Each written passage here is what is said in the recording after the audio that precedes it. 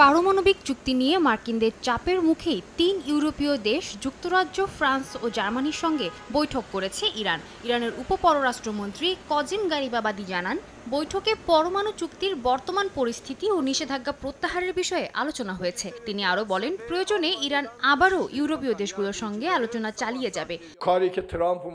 তবে ইরান তাদের ইউরেনিয়াম সমৃদ্ধির অধিকারকে অপরিবর্তনীয় বলে উল্লেখ করেছে।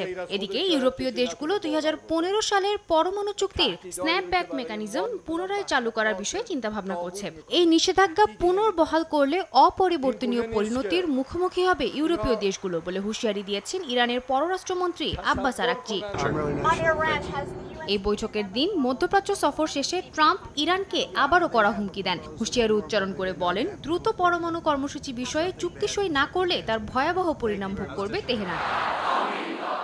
ট্রাম্পের এই মন্তব্যের ভিত্তিতে ইরানের সর্বোচ্চ নেতা আয়াতুল্লাহ আলী খোমেনি বলেন, ট্রাম্প আদতে কখনোই এই অঞ্চলে শান্তি প্রতিষ্ঠা করতে চাননি, বরং তিনি ইসরায়েলকে অস্ত্র সরবরাহ করে গাজার বাসিন্দাদের নিঃশেষ করে দিচ্ছেন।